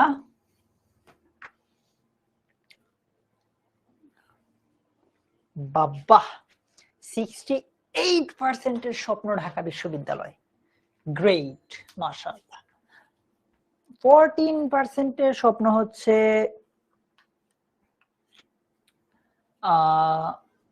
মেডিকেল, বুয়েট হচ্ছে 5%, অন্যান্য হচ্ছে 16%। আচ্ছা ঠিক আছে। সো এখন আমি যে মানে তোমাকে যে পরামর্শগুলো দিব এগুলো যদি তুমি ফলো করো তাহলে তোমার এইচএসসির পাশাপাশি এডমিশনটাও কভার হবে, ঠিক আছে? তবে যাদের মেডিকেলের পড়ার স্বপ্ন তোমাদের জন্য একটু পরে, এই পার্টটুকু শেষে আমি আলাদা করে ছোট্ট একটা টিপ দিব, ঠিক আছে? আলাদা করে একটু পরে। ওই ইন জেনারেল সবাইকে বলতেছি, তুমি এখন থেকে আমি বলি যে এইচএসসির সময়টা আমরা বলি নাকি সিলেবাসের তুলনায় এইচএসসি সিলেবাসটা, মানে এইচএসসির সিলেবাসটা অনেক বড়, সময়টা একটু, এডমিশনের সিলেবাসটা আরো বড়, সময়টা একটু। তার মানে তাহলে ভাই এডমিশনে কিভাবে এত পড়া কভার করে একটুক সময়ে? উত্তরটা হচ্ছে এডমিশনে ঠিক তারাই চান্স পায় বা এডমিশনে তারা ভালো করে যারা এইচএসসি তে থাকতে এডমিশনের পড়া আস্তে আস্তে একটু একটু করে পড়ে। এখন তোমার মনে প্রশ্ন আসতে পারে ভাইয়া যে আমি এইচএসসির পড়াই তো এত বেশি, আমি কিভাবে পড়বো এর মাঝে আবার এডমিশন? ভাই যদি তুমি একটু মাথা ঘাটায় পড়ো এডমিশনের জন্য আলাদা করে কিছু করতে হবে না, এইচএসসির পড়ার ভিতরে এডমিশনটা পড়া পসিবল। আই রিপিট, এইচএসসির পড়ার ভিতরে এডমিশন পড়া সম্ভব, ঠিক আছে? আমি এটা খুব সহজে বুঝাইতেছি তোমাকে। প্রথমেই কথা বলতেছি ইংলিশ ফার্স্ট পেপারটা, যে হ্যাঁ সামিউল লাগবে। ইংলিশ ফার্স্ট পেপারের ক্ষেত্রে আমি বলতেছি যে রিয়াদ, কিভাবে আমি ইংলিশ ফার্স্ট পেপারটা এইচএসসির জন্য পড়ার সময় এডমিশনটা একসাথে পড়ে ফেলতে পারি। নাম্বার 1, তুমি ইংলিশ টেক্সট বুকটাকে সবচেয়ে বেশি প্রায়োরিটি দিবা। এটা এইচএসসির কথা চিন্তা করো। আমি একটু আগে শুরুতে বলছি না, এইচএসসির সিলেবাসে তোমার সিন প্যাসেজ কয়টা, মানে টেক্সট বুক থেকে প্যাসেজ আসবে কয়টা? 3টা। দেখো শুধু মেইন বইটা থেকে সরাসরি প্রশ্ন আসবে কয় নাম্বারের, আমরা একটু হিসাব করি। 5, 10, 15, এখানে 10, 25, এখানে 10, 35, 35, আবার এইখানে 8 নাম্বার, 8, 5, 13, 43। তার মানে তুমি একটু চিন্তা করো, ইংলিশ ফার্স্ট পেপারে মানে টেক্সট বুক থেকে সরাসরি 43 নম্বর আসবে, মানে এটা কি চারটেখানি কথা? 100 নম্বরের মধ্যে প্রায় কত, 43%ই তো অলমোস্ট, মানে মেজরিটি একটা জায়গা থেকে আসতেছে। সো চিন্তা করো ভাইয়া, 43 নম্বর শুধু এই টেক্সট বুকটা থেকে, মেইন বইটা থেকেই আসবে তোমার, এটা কতটা গুরুত্বপূর্ণ। শুধু এটা এইচএসসিতেই যে মেইন বই থেকে প্রশ্ন আসে এমন না, এডমিশনে সরাসরি ইংলিশ টেক্সট বুক থেকে প্রশ্ন আসে। ঢাকা বিশ্ববিদ্যালয়ের প্রশ্নের প্রমাণ আমি একটু পর তোমাকে দেখাচ্ছি। সেকেন্ড হচ্ছে শব্দ ভান্ডারকে, তোমার যেই ওয়ার্ড মিনিং এর জন্য তোমার মাথার যে অংশটুকু আছে ওই অংশটাকে টেক্সট বইয়ের ভোকাবুলারি দিয়ে সমৃদ্ধ করো এবং নিয়মিত রিভিশন দাও। অর্থাৎ আমি তোমাকে বুঝাচ্ছি যে তুমি এখন থেকে টেক্সট বুকের প্রত্যেকটা প্যাসেজ, প্রত্যেকটা গল্প কবিতা এমন ভাবে পড়ো যাতে এটার অপরিচিত কোনো শব্দ তোমার আর না থাকে, ঠিক আছে? সো শব্দ ভান্ডারটাকে টেক্সট বইয়ের ভোকাবুলারি দিয়ে সমৃদ্ধ করো। সেকেন্ড আরেকটা কথা বলবো, বোর্ড কোয়েশ্চেনের শব্দ দিয়ে, বোর্ড কোয়েশ্চেনের শব্দ দিয়ে সমৃদ্ধ করো। থার্ড, কবিতাগুলোকে বিশেষভাবে পড়ো। কবিতা থেকে এডমিশনে সরাসরি প্রশ্ন আসে। মজার ব্যাপার হচ্ছে থিম এবং সামারি, এইচএসসি তেও থিম প্লাস সামারি কবিতা থেকে অনেক বেশি আসে, বিশেষ করে থিম।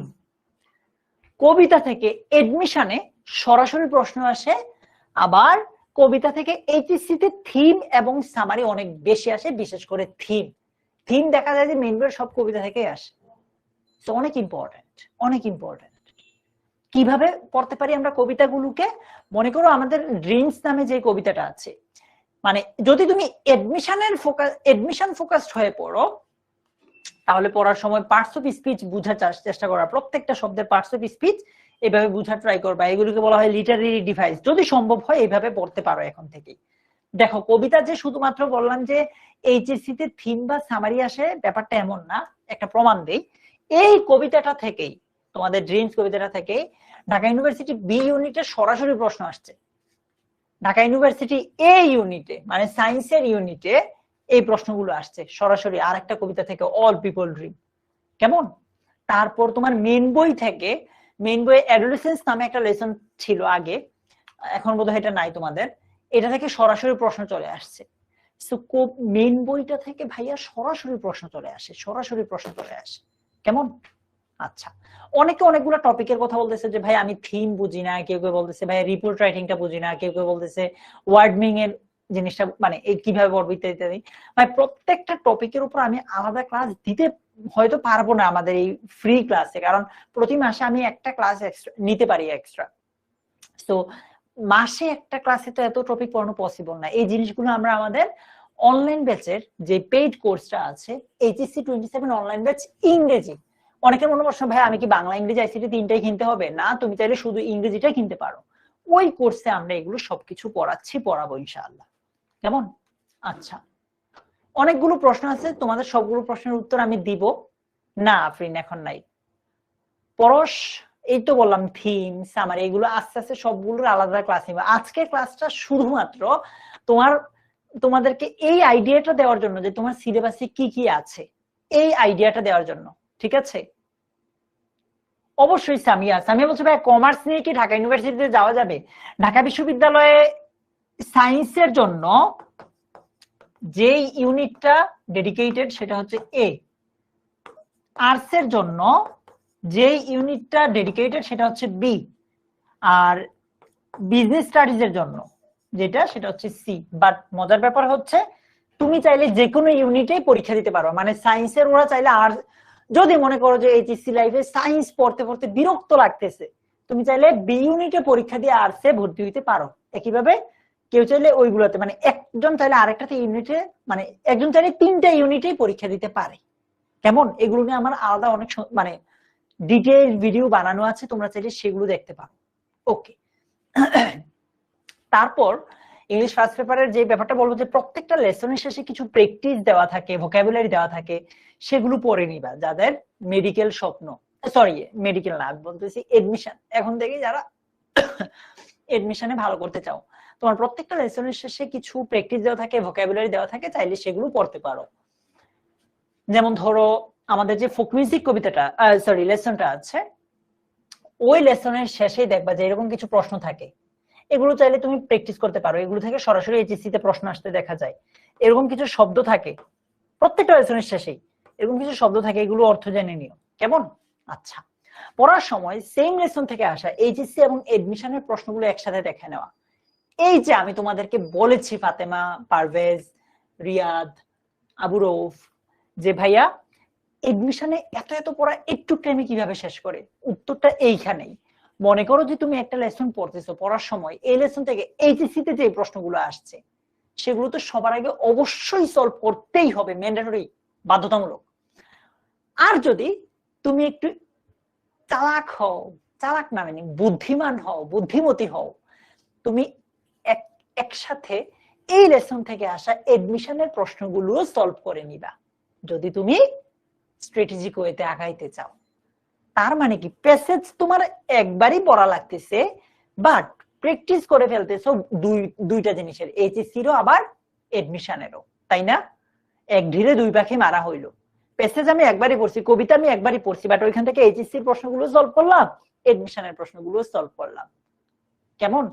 নিশাদ বলছে ভাই একটা বই সাজেস্ট করেন, বুক লিস্ট নিয়ে, বুক রিকমেন্ডেশন বা বুক সাজেশন নিয়ে আলাদা একটা ভিডিও করছি ভাইয়া, তোমরা ওইটা দেখে নিও। হ্যাঁ, তো তোমার মনে এখন প্রশ্ন আছে ভাই এইচএসসি আর এডমিশনের প্রশ্নগুলো একসাথে আমি কই পাবো?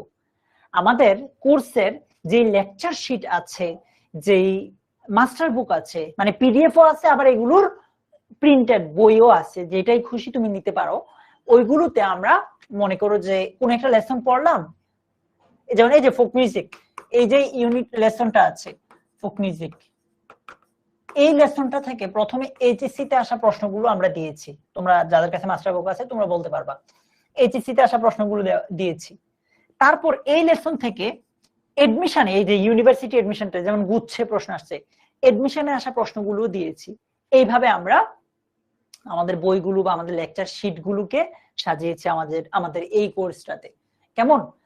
শুধুমাত্র যদি এই যে এখানে 3টা বা 5টা প্রশ্ন আসছে আর এখানে কয়েকটা প্রশ্ন আসছে, এগুলো প্র্যাকটিস করলেই কি হবে? হবে না। আমরা কিন্তু আমাদের মাস্টার বুকে, যাদের কাছে মাস্টার বুক আছে তারা ভালো বলতে পারবা, আমাদের এই মাস্টার বুকে সন্দীপ আরো অনেকগুলো প্র্যাকটিস এক্সট্রা দেওয়া আছে। ওকে, ইংলিশ টেক্সট বুকটা পড়ার সময় ইংলিশ সেকেন্ড পেপার পড়ে নেওয়া। আমি এটা আমার স্টুডেন্টদেরকে প্রায় সময় বলি, হয়তো আমার সবগুলো ক্লাসে এটা সুযোগ হয় না একদম ডিটেইলে পড়ার, বাট তোমরা নিজ থেকে এই প্র্যাকটিসটা করা উচিত। কিরকম?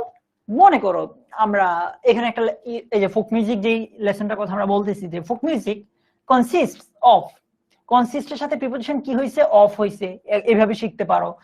এগুলো আবার ওই যে আমাদের প্রিপোজিশন অংশটাতে কাজে লাগবে। আবার ধরো ফোক মিউজিক, বা এটা থার্ড পারসন সিঙ্গুলার নাম্বার হওয়ার কারণে এখানের যে ভার্বটা আছে, ভার্বের সাথে এস যুক্ত হয়েছে, এইভাবে শিখতে পারো।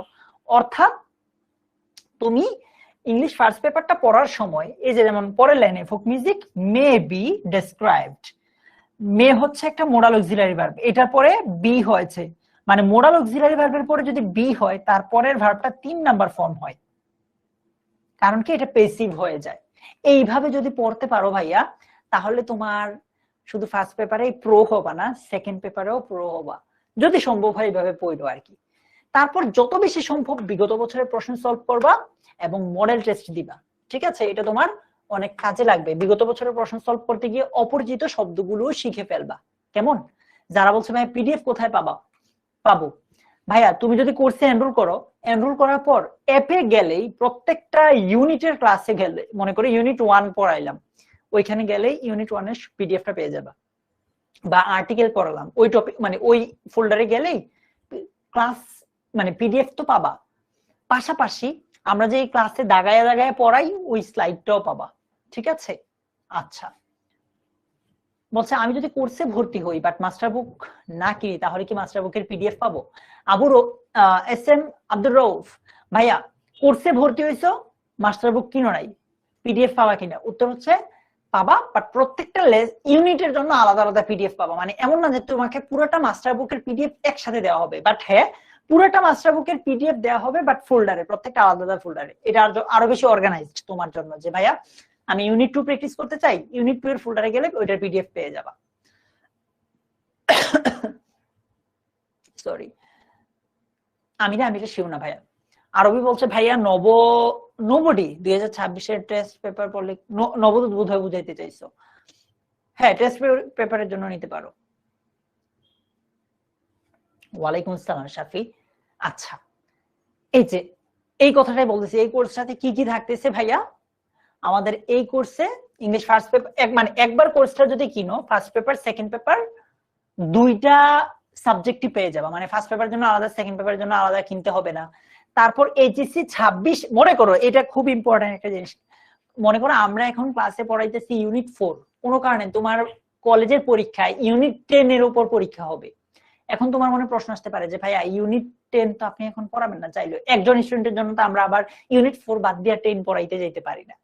তো ইনস্ট্যান্ট সলিউশন কি, আমরা সেম পড়াগুলো তো এইচএসসি 26 ব্যাচকেও পড়াইছি, ওদের সবগুলো রেকর্ডেড ক্লাস তোমাকে দেওয়া হয়েছে যাতে তুমি ইনস্ট্যান্ট যে কোনো টপিকের ক্লাস করতে পারো।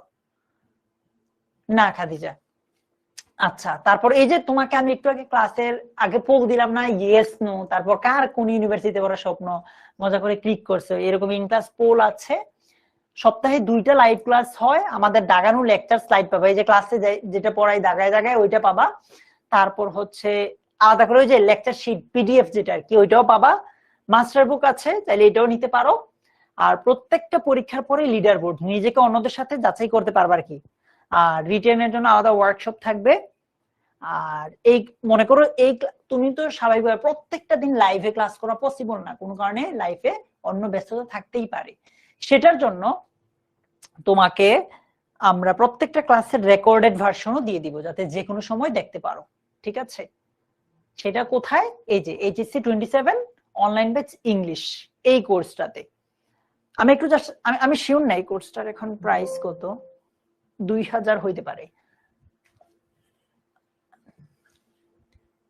জাস্ট আমি যদি 10 মিনিট স্কুলে যাই, 10 মিনিট স্কুলে গেলাম, এখানে আমি লিখবো যে এইচএসসি 27, জাস্ট আমি এইচএসসি 27 লিখবো। হ্যাঁ, এইচএসসি 27।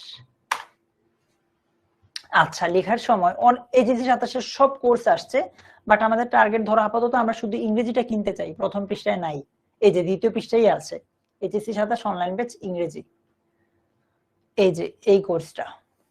কেমন? মুঞ্জিনা আপু ক্লাস নিচ্ছেন। ওকে, এই কোর্সে 3000 টাকা দেখাচ্ছে, বাট এটা কমানো যেতে পারে, আমাকে একটু সময় দাও। যদি মাস্টার বুক নিতে চাও এক্সট্রা 600 টাকা, যাই হোক দেখি এটা কমানো যায় কিনা। এই যে হ্যাঁ যাবে, প্রোমো কোড, যারা প্রোমো কোডের অপেক্ষা করছিলে, DURJOY দুর্জয় এইচএসসি 27, একসাথে কোনো স্পেস না দিয়ে দুর্জয় এইচএসসি 27 লিখলেই আশা করি কাজ করার কথা। এই যে 1000 টাকা কমে, অর্থাৎ 2000 টাকা English first paper second paper পুরো কোর্সটাই পাবা। এইটার মেয়াদ হচ্ছে লাইভ ক্লাসগুলো 8 মাস লাগবে শেষ হইতে, মানে ইংলিশ ফার্স্ট পেপার সেকেন্ড পেপারে পুরো সিলেবাসটা লাইভ ক্লাস শেষ হবে 8 মাসে। বাট তুমি একদম এইচএসসি পর্যন্ত, এইচএসসি পরীক্ষা দেওয়া পর্যন্ত এই কোর্সের অ্যাক্সেস তোমার কাছে থাকবে। ঠিক আছে অর্পা? মানে এইচএসসি পরীক্ষা দেওয়া পর্যন্ত এই কোর্সের ক্লাস যে কোনো সময় করতে পারবা। সো দুর্জয় এইচএসসি 27 কোডটা ইউজ করলেই 2000 টাকা দিয়ে পুরো এইচএসসি লাইফের ইংলিশের সমস্যার সমাধান করতে পারবা আর কি। আচ্ছা, চলো আমরা আমাদের আলোচনায় ফিরে যাই। এই যে আমাদের ওই যে আমরা তোমাদেরকে যে লেকচার শিট দিব বা মাস্টার বুক দিব, ওইখানে কি থাকতেছে, প্রথমেই ভোকাবুলারি থাকতেছে। এই যে এত এত ভোকাবুলারি কথা বলতেছি, প্রত্যেকটা লেসনের শুরুতেই ভোকাবুলারি থাকতেছে, প্যাসেজ থাকতেছে, তারপর সামারি থাকতেছে, ঠিক আছে। প্যাসেজের পরে প্রিভিয়াস ইয়ারে কোয়েশ্চেন, যদি এইচএসসি তে আসা প্রশ্ন থাকতেছে, এডমিশনে আসা প্রশ্ন থাকতেছে, শর্ট কোয়েশ্চেন থাকতেছে, শর্ট কোয়েশ্চেন যদি এইচএসসি তে কিছু আসে সেগুলোর উপর থাকতেছে, information transfer, flow chart, with clue, তারপর উইদাউট ক্লু, রিঅ্যারেঞ্জ, অর্থাৎ প্রত্যেকটা লেসনকে এটা মানে সহজ ভাষায় বলে প্রত্যেকটা লেসনকে আমরা মডেল টেস্টের আদলে সাজিয়েছি, ঠিক আছে। আচ্ছা, মাস্টার বুক তোমরা অনেকে আসছে যে কোনো কারণে ভাই আমি কোর্সে ভর্তি হতে পারতেছি না, বাট মাস্টার বুক নিতে চাই, তোমরা রকমারি থেকে নিতে পারবা। আচ্ছা, আর ইংলিশ সেকেন্ড পেপারে আমরা প্রত্যেকটা টপিকের প্রথমে রুল গুলো আলোচনা করছি, বেসিক আলোচনা, তারপর এই যে রুল গুলো নিয়ে আলোচনা করেছি, তারপর প্র্যাকটিস করেছি এইচএসসির, এবং কিছু কিছু লেসন দেখবে এডমিশনেরও প্র্যাকটিস দেওয়া আছে। প্রতি সপ্তাহে 2টা করে ক্লাস হবে, ক্লাসগুলো এখন 4:30 থেকে হচ্ছে। এবার আসো আমরা ইংলিশ সেকেন্ড পেপার, ফাতেমা আমি শিওর না, মানে আর্লিয়েস্ট পসিবল টাইমে ইউজ করে ফেলবো আর কি। এটা আমি একজনের কমেন্ট একটা মিস করে ফেলছি, একটু দাঁড়াও ভাইয়া। সারা বলছে ভাই কোর্স কিনতে গেলে পেমেন্ট করবে কিভাবে? তুমি বিকাশ, নগদ যে কোনো কিছু দিয়ে পেমেন্ট করতে পারবা ভাইয়া। কে প্রশ্নটা করেছো? আব্দুর রউফ ভাই, শুধু কি ইংলিশের জন্য? কি প্রশ্ন করছো ভাইয়া? তোমার কমেন্টটা ভাইয়া উপরে চলে গেছে। আচ্ছা আব্দুর রউফ, তোমার কমেন্টটা উপরে চলে গেছে, কাইন্ডলি আবার দিও। হ্যাঁ আচ্ছা রবি, দিব ভাইয়া। এবার আসো এইচএসসি এবং এডমিশনে ভালো করতে হলে ইংলিশ সেকেন্ড পেপারটা তোমাকে কিভাবে পড়া লাগবে, এইটা বেশি জরুরি। এর আগে আমি বলেছিলাম না যে মেডিকেলকে নিয়ে কথা বলবো। মেডিকেলের স্টুডেন্টদের জন্য ইংলিশ ফার্স্ট পেপারটা শুধু এইচএসসি তে কাজে লাগে। ফার্স্ট পেপার থেকে এডমিশনে মেডিকেল স্টুডেন্টদের খুব বেশি প্রশ্ন আসে না, বুয়েটেরও সেম। আচ্ছা মেডিকেলটা নিয়ে কথা বলি। তো মেডিকেলের জন্য ফার্স্ট পেপার থেকে খুব বেশি প্রশ্ন আসে না, বাট সেকেন্ড পেপারটা সবার জন্য, একদম সবার জন্য ইম্পর্টেন্ট। মেডিকেলে প্রশ্ন আসে 2 ধরনের, ইংলিশ সেকেন্ড পেপার থেকে প্রশ্ন আসবে আর ভোকাবুলারি থেকে প্রশ্ন আসবে। আর ইউনিভার্সিটি যারা, মানে ঢাকা বিশ্ববিদ্যালয় বা অন্যান্য বিশ্ববিদ্যালয় স্বপ্ন যাদের, তাদের কথা তো বললাম না বললেই নয়, মানে তোমাদের তো আসবেই সেকেন্ড পেপার। সো এই পার্টটুকু অনেক বেশি জরুরি যদি তুমি অ্যাকচুয়ালি ভালো করতে চাও, ঠিক আছে। আচ্ছা রিয়াদ, না এটা নাই ভাইয়া।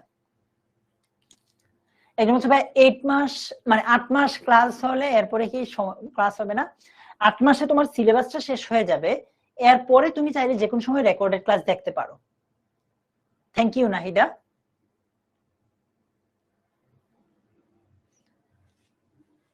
আচ্ছা শিবলু, চলো ইংলিশ সেকেন্ড পেপারটা কিভাবে পড়লে আমি এইচএসসি এবং এডমিশনে ভালো করতে পারবো, যেহেতু সেকেন্ড পেপার আমাদের অনেক কঠিন।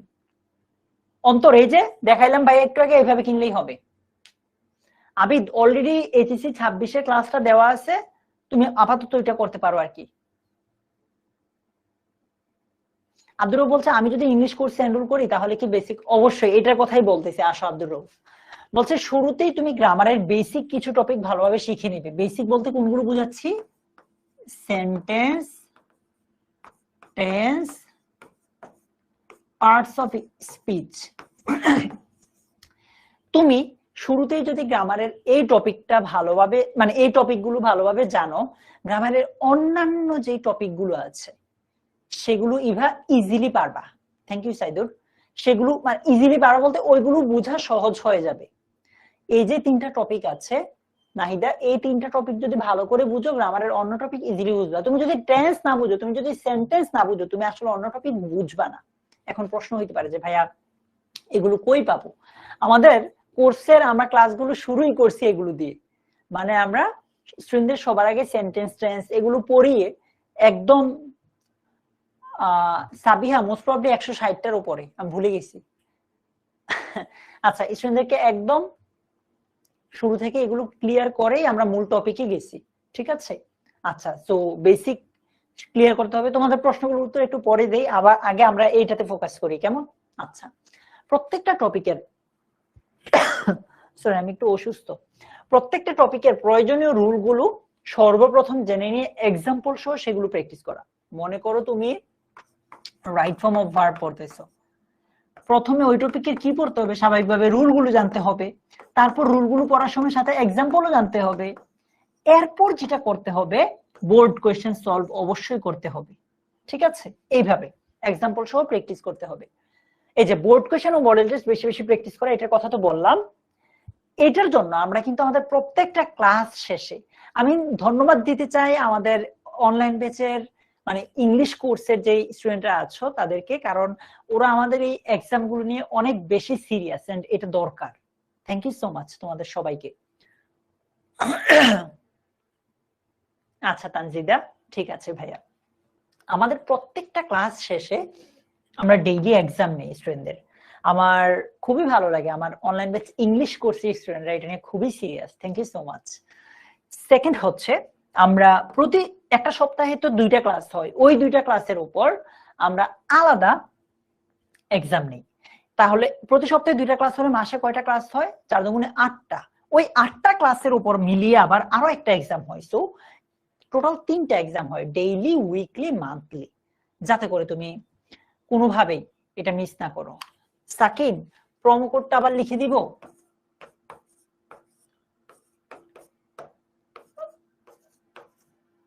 দুর্জয় উত্তেজিত 27, না দুর্জয় এজিসি 27। আচ্ছা আফসানা, এটার উত্তর হচ্ছে ডিপেন্ড করে, তোমার প্রিপারেশন যদি এজিসি তে ভালো হয় তাইলে এখন থেকে পড়তে পারো। Thank you তানজিদা। তানজিদা আসলে আমি তোমাকে মূল টপিক পড়াচ্ছি না, সো ফ্যান হওয়ার সম্ভাবনা খুবই কম। আমি আজকে জাস্ট ইন জেনারেল আলোচনা করছি। আমার রিকোয়েস্ট থাকবে তুমি আমার যে কোনো একটা টপিক যখন পড়াই, মূল টপিক, ওই টপিকের ক্লাস করো, কেমন? আচ্ছা, তো আমরা যেটা বলছিলাম যে আমরা যখন ইংলিশ সেকেন্ড পেপার পড়বো, পড়তে গিয়ে যেই রুলগুলো প্র্যাকটিস করতে গিয়ে নতুন শিখতেছি বা নতুন জানতেছি, ওইগুলো আমরা আলাদা করে নোট করব। মনে করো এটা বেশি ঘটে হচ্ছে এটা প্রিপোজিশনের ক্ষেত্রে। মানে প্রিপোজিশন প্র্যাকটিস করার সময় আমরা বেশিরভাগ এই জিনিসটা পাই যে এটা পরে বাই হয়েছে, এটার পরে এড হয়েছে, এরকম এরকম নতুন যতগুলো জিনিস আসবে সেগুলো আমরা নোট করে ফেলবো, কেমন? একদম নোট করে ফেলবো সাথে সাথে। তারপর বিশেষ কিছু টপিককে শুরু থেকেই বিশেষভাবে জোর দেওয়া। এটার মানে কি মনে আছে? আমি তোমাদেরকে আজকে ক্লাসের একদম শুরুতেই বলেছিলাম এমন কিছু topic English first paper second paper দুইটাতেই যেগুলো তোমরা প্যারা খাবা, যেগুলো তোমার কাছে কঠিন লাগবে, ওইগুলোকেই আমি বিশেষ বলতেছি। ঠিক আছে, আমি বলেছিলাম না মানে সামারিতে প্যারা খাবা, রাইটিং পার্টে প্যারা খাবা, থিমে প্যারা খাবা, আবার সেকেন্ড পেপারে বলছিলাম প্রিপোজিশনে প্যারা খাবা। সো যেই টপিকগুলো কঠিন, এই বিশেষ কিছু টপিক সেগুলোকে তুমি একদম শুরু থেকে জোর দিবা, যাতে করে কঠিনটা তোমার কাছে সহজ হয়ে যায়। আমি আমার পেইড ব্যাচের যে প্রাইভেট গ্রুপটা আছে ওইটাতে দিব, তুমি যদি পেইড ব্যাচের হও পেয়ে যাবা। এরপর এটাতে আসো, তোমার এইচএসসির বোর্ড কোয়েশ্চেন এবং মডেল টেস্ট যথেষ্ট পরিমাণে প্র্যাকটিস হয়ে গেলে সেম টপিকে ভার্সিটিতে আসা বিগত বছরের প্রশ্নগুলো সলভ করে নিজেকে এগিয়ে রাখতে পারো। এই জায়গায় আমি খুবই ইম্পর্টেন্ট একটা কথা বলবো। তানজিদা বলছে ভাইয়া আপনি এখন বর্তমানে কোথায় পড়াশোনা করেন? আমি ঢাকা বিশ্ববিদ্যালয়ে পড়াশোনা করতেছি। এইটা হচ্ছে নভেম্বর মাস, ডিসেম্বর মাসে মানে আগামী মাসে ঢাকা বিশ্ববিদ্যালয়ে আমার পড়াশোনা শেষ হয়ে যাবে। আমি এখন মাস্টার্সে পড়াশোনা করতেছি, তোমরা দোয়া করো আমার জন্য। 2025-এর ডিসেম্বরে আমার ঢাকা বিশ্ববিদ্যালয়ের পড়াশোনা শেষ। এটা 24-এর ডিসেম্বরে হইতো যদি না মাঝে কোভিড আসতো, মাঝে যদি না জুলাই রেভলিউশনের এই টাইমটা যাইতো আর কি। মানে সব মিলায়ে 1 বছর পিছিয়ে গেছি আমরা ওই যে কোভিড বা করোনা এগুলোর কারণে। যাই হোক, আগামী মাসে আমার মাস্টার্স কমপ্লিট হবে। এই জায়গাটা ইম্পর্টেন্ট এই কারণে অনেকে এইচএসসি তে থাকতে এডমিশনের ফোকাস করতে গিয়ে যেই প্যারাটা খায় যে এইচএসসির রেজাল্টটা খারাপ হয়, এটা করা যাবে না। এইচএসসি তে রেজাল্টটা অবশ্যই ভালো করতে হবে, কারণ এইচএসসি রেজাল্ট থেকে কিন্তু প্রশ্ন আসে, মানে সরি এইচএসসি রেজাল্ট থেকে নাম্বার গিয়ে যোগ হয় ভার্সিটিতে। মনে করো তুমি যদি এইচএসসি তে জিপিএ 5 পাও, ঢাকা বিশ্ববিদ্যালয় তোমাকে বলবে যে নে ভাই তোকে আমি 10 নাম্বার দিলাম। জিপিএ 4.5 পাইলে তোমাকে বলবে না ভাই আমি তোকে 10 নাম্বার দিতে পারবো না, তুমি 9.5 নে। অর্থাৎ এইচএসসি রেজাল্টের উপর আলাদা করে 10 নম্বর। ঠিক আছে, সো এইচএসসি রেজাল্টটা যাতে খারাপ না হয়। সো মনে করো যে তুমি একটা টপিক পড়লাম, একটা এক্সাম্পল দেই, আমরা রাইট ফর্ম ভার্বের কথাই বলি। মনে করো তুমি রাইট ফর্ম অফ ভার্ব পড়লা, পড়তে গিয়ে তোমার অপরিচিত যত শব্দ আছে, সরি আমি ভুল বলতেছি, রাইট ফ্রম ভার্ব পড়তে গিয়ে বোর্ড কোয়েশ্চেন প্র্যাকটিস করলা যথেষ্ট পরিমাণে, মডেল টেস্ট প্র্যাকটিস করলা যথেষ্ট পরিমাণে। প্র্যাকটিস করার পর তোমার কাছে মনে হইলো যে ভাইয়া আচ্ছা আমি এখন রাইট ফ্রম ভার্ব পারি, এখন তুমি তো একটু ইন্টেলিজেন্ট, তুমি তো একটু মেধাবী, বুদ্ধিমান, বুদ্ধিমতী, এখন তুমি যে কাজটা করবা রাইট ফর্ম অফ ভার্ব থেকে আসা এডমিশনে যে প্রশ্নগুলো আছে সেগুলো সলভ করবা, তাহলে এক ঢিলে দুই পাখি মারতে পারবা। মানে topic right form of verb রুলগুলো পড়ছো ঠিক একবার, এই রুল দিয়ে তুমি এইচএসসিও কভার করলা, এডমিশনের প্রশ্ন সলভ করলা, শেষ। ঠিক আছে, সো এটা ফলো করো। আচ্ছা, আমাদের এই কোর্সটাতে আর কি কি থাকতেছে তাহলে? আমাদের এই যে মাস্টার বুকটা আছে, English first paper, second paper, তোমরা চাইলে এই দুইটা বই নিতে পারো। এগুলোর বৈশিষ্ট্যটা কি আমি একটু আগেও তোমাদেরকে বলেছি। সো মানে এটা তোমাদের জন্য থাকতেছে, এটা নেওয়া বাধ্যতামূলক না, কেউ যদি না নেও পিডিএফ দিব, বাট নরমালি আমাদের পিডিএফ পড়তে অতটা মজা লাগে না যতটা বই দাগায় দাগায় পড়তে মজা লাগে। সো এই দুইটা বই তোমাদের জন্য থাকতেছে। আর এটা অনেক মজা, যেমন আজকে এখন বাজে কয়টা, 7:41, আমি আজকে এইখানে অফিস থেকে ক্লাস শেষ করে বাসায় যাব 10:30 বাজে, আমার স্টুডেন্টদের সাথে কিউএনএ সেশন আছে। মানে ওইখানে দেখো, জাস্ট এই স্ক্রিনশটটা খেয়াল করো, আমার স্টুডেন্টরা সরাসরি এখানে যুক্ত আছে গুগল মিটে, আমি আছি এখানে। অর্থাৎ প্রতি সপ্তাহে একবার স্টুডেন্টরা আমাদের সাথে সরাসরি প্রশ্ন করতে পারে, তাদের সমস্যাগুলো শেয়ার করতে পারে, আমরা সেগুলো সমাধান করে দিই। এটা প্রতি সপ্তাহে হয়। মানে তোমরা চাইলে প্রতি সপ্তাহে আমাদের সাথে জুমে জয়েন করে, জুম অ্যাপে জয়েন করে আমাদের সাথে সরাসরি আনমিউট করে কথা বলতে পারবা। আমার কাছে মনে হয় আমাদের এই কোর্সের সবচেয়ে ইম্পর্টেন্ট ফিচার হচ্ছে এইটা। উম্মে হুমায়রা, কোর্সের প্রাইস হচ্ছে ভাই 2000 টাকা। আচ্ছা, যদি তুমি দুর্জয় এইচএসসি 27 সেই কোডটা ইউজ করো আর কি। আচ্ছা, আমাদের সবচেয়ে ইম্পর্টেন্ট ফিচার হচ্ছে এটা, মানে তুমি সরাসরি একজন টিচারের সাথে, বা তো আমি নিজেকে টিচার দাবি করি না, আমি হচ্ছে তোমাদের বড় ভাই, সরাসরি তুমি তোমার বড় ভাইয়ের সাথে কথা বলতে পারা মানে কি তোমার প্রবলেম গুলো সলভ করতে পারো। সো না, মাস্টার বুক কিনলে গাইড কেনার দরকার নেই সালমা। সো এই ফিচারটা সবচেয়ে মজার, কিউএনএ বলা হয় আর কি, কোয়েশ্চেন আনসার। আমাদের অনলাইন বেসে আলাদা একটা প্রাইভেট গ্রুপ আছে, এখানে হোমওয়ার্ক দেই, স্টুডেন্টরা যে কোনো সময় প্রশ্ন করে তার উত্তরগুলো জেনে নিতে পারে। ঠিক আছে। আচ্ছা, কাজী রোহান বলছে ভাইয়া ক্লাসের স্লাইড গুলো কোথায় পাবো? আমাদের পেইড ব্যাচের ক্লাসের স্লাইড তোমরা অ্যাপে পেয়ে যাবা। ঠিক আছে। আচ্ছা, এই যে এতক্ষণ পর্যন্ত যারা বলছিল যে ভাইয়া ডিসকাউন্ট কোড কত, এই যে এটা নরমালি প্রাইস 3000 টাকা কোর্সের, বাট এই যে দুর্জয় এইচএসসি 27 কোডটা ইউজ করলে তোমরা 2000 টাকা দিয়েই পুরো এইচএসসি লাইফটা কভার করতে পারবা। কেমন? তোমরা যারা এখনো আমাদের অনলাইন ব্যাচে যুক্ত নাই, তোমরা চাইলে এই কোডটা ব্যবহার করতে পারো, মানে অনলাইন ব্যাচে যুক্ত হতে যদি চাও। শুধু 1000 টাকা এক্সট্রা দাও এটা আমি চাই না, কেমন? স্ক্রিনশট নিয়ে রাখতে পারো। হাসিব, আমি এটা এক্স্যাক্টলি জানি না, তুমি জাস্ট আমাদের ওয়েবসাইটে গিয়েই জেনে নিতে পারো ভাইয়া। ঠিক আছে, tenms.com। ইফাত রাজিয়া, ভাইয়া তুমি ওই যে আমাদের প্রাইভেট গ্রুপটাতে গেলেই পাবা। ঠিক আছে, প্রাইভেট গ্রুপে জয়েন হয়ে যাও। সো এখন আমাকে তোমরা একটু বলো যে তোমাদের আর কারো কোনো কোয়েশ্চেন আছে কিনা, না থাকলে আমি শেষ করে দিব। আমার বাসায় গিয়ে আমার স্টুডেন্টদের সাথে কিউএনএ সেশনে যুক্ত হতে হবে। তোমাদের আর কারো কোনো কোয়েশ্চেন না থাকলে আমাকে বলো ভাইয়া, শেষ করে দিব। আশা করি আমি আজকের এই ক্লাসটাতে তোমারে বুঝাইতে পারছি যে কিভাবে তুমি আমার কোর্সে ভর্তি হও না হও সেটা ম্যাটার করে না, ম্যাটার করে যে তোমাকে আমি যে গাইডলাইন গুলো দিলাম বড় ভাইয়ের জায়গা থেকে এগুলো ফলো করতেছো কিনা। প্লিজ তুমি যেই কোর্সে যেই টিচারের কাছেই পড়ো না কেন এগুলো একটু ফলো করো। ঠিক আছে। আর আজকে এমনিতে ইন জেনারেল যা যা তোমাকে বলছি সবগুলো মেনলি আমাদের এই কোর্সে অ্যাপ্লাই করি, স্টুডেন্টদেরকে পড়াই আর কি। সো আচ্ছা ওমি, সো যদি তুমি কোর্সে এনরোল করো ইনশাআল্লাহ তোমার সাথে আমার ক্লাসেই দেখা হবে, রেগুলার নেক্সট ক্লাসেই দেখা হবে। আমার বিশ্বাস তোমার মানে আমি চাই তুমি আমার সাথে থেকে এইচএসসি জার্নিটা শেষ করো। আজকের মতো এই পর্যন্তই, দেখা হচ্ছে তোমাদের সাথে। আল্লাহ হাফিজ, আসসালামু আলাইকুম।